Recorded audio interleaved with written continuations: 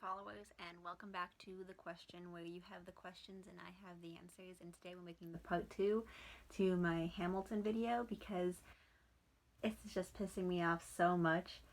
People are calling to cancel Hamilton for the dumbest of reasons, and I feel like this is all just because the fans of the show are incredibly stupid. Like, you asked for a public, showing of Hamilton on like a movie. You asked for this, then you got it, and then you're like, oh, we should cancel it because it's not what I expected. Okay, so people are, first of all, let's start off. People are calling cancel Hamilton because it believes that it, one, glorifies the founding fathers, which I believe our history textbooks also do this, so should we cancel history textbooks too?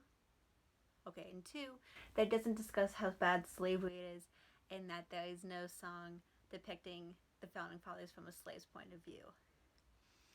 And I think what I have to say about that is that that's not what the musical was supposed to be about. The musical is supposed to show this, how people can create an impact on America. It's supposed to be about a founding father who we've largely forgotten, who made a big impact on America. And that's what it's about. It's not about slavery, even though slavery is mentioned, and there's once again a Cabinet Battle Number 3 demo that does encompass their positions on slavery, which if if it's really bothering you, you can go look at that because it's pretty accurate. Once again, it's not supposed to be a historical document. It's not supposed to be a documentary. It is a musical that is supposed to show why everyone is important to the creation and upkeep of America.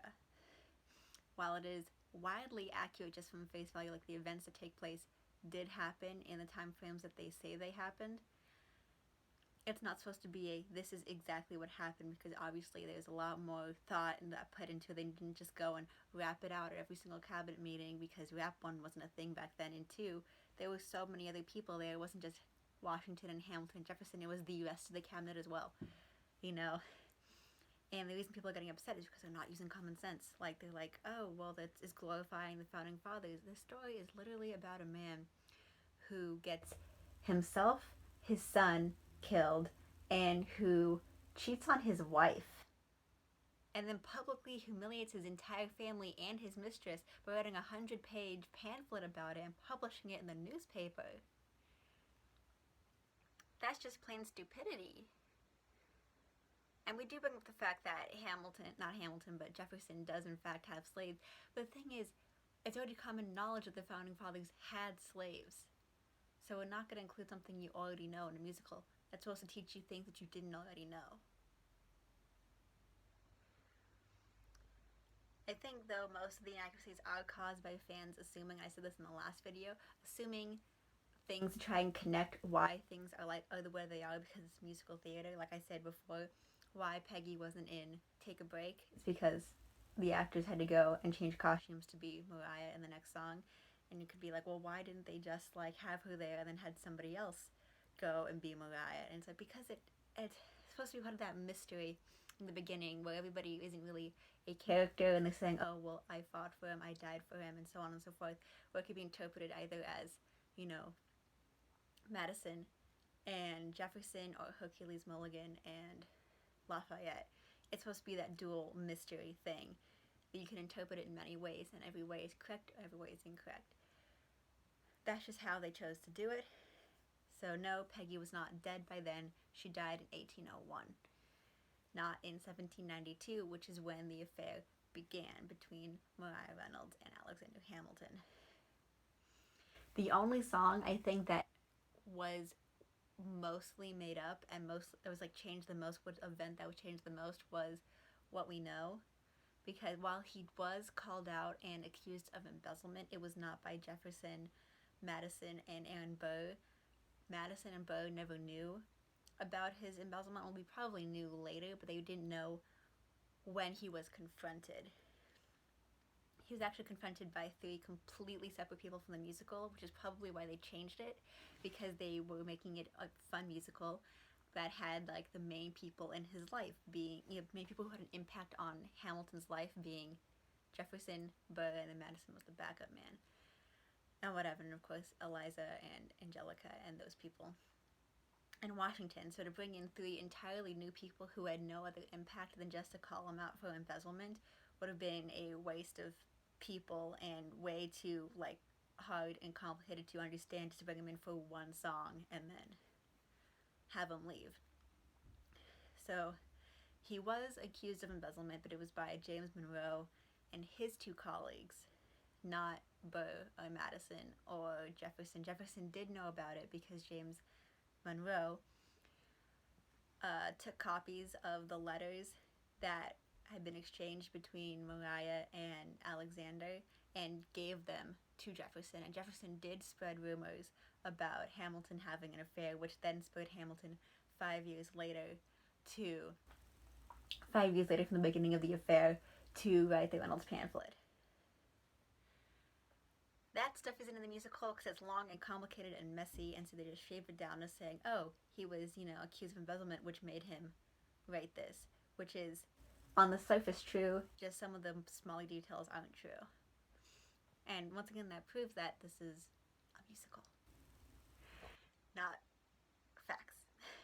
And while it's, once again, wildly historically accurate, it is not to be taken as factual, because they didn't just break into song and dance and whatever, and they weren't all black or Hispanic or Asian. They were old white dudes trying to start in America saying everybody was equal while all owning slaves. Another thing that really pisses me off, this has nothing to do with why Hamilton is being canceled. It's just a really big misconception that everybody says, and I hate it. So there's one song, and if you've watched Hamilton, you know it. It's Best of Wives and Best of Women. It's kind of like an interlude, people think of it like a kind of a throwaway song.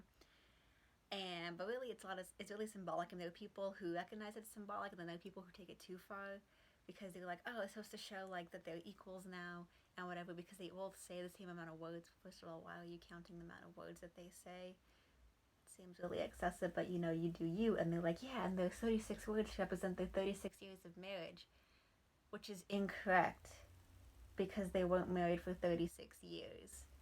Hamilton died at the age of 47, and he couldn't have been married at the age of 11 because he wasn't in America at the age of 11, because the musical starts when he was 20. And they said that his mom died when he was 12, so he wasn't in America at that time. I guess my biggest rant is, don't give Hamilton hate for the fans' folly, because the fans are the ones making up shit and assuming shit and talking shit, and it's like, Hamilton is not saying that this is fact. Hamilton, the musical, is not saying that the founding fathers are great, infallible people. Obviously, they have their flaws. And it's not a musical about slavery. If you want a musical about slavery, you can go make your own. Don't be upset at Lin-Manuel Miranda for not including this one bit of history in a 2.5 hour long musical about history. It's this guy's the 30 years of this guy's life, shaved down into 2.5 hours. Things are going to be left out. One is, we should not cancel Hamilton because Hamilton itself did nothing wrong.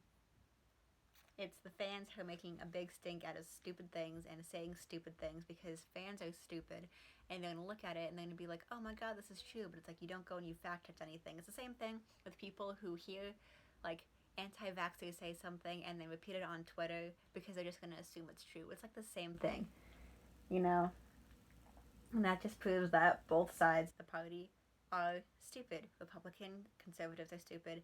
Democratic liberals are stupid. Democratic conservatives are stupid. Republican liberals are stupid. Everybody is stupid. Because everybody's human. Everybody makes mistakes.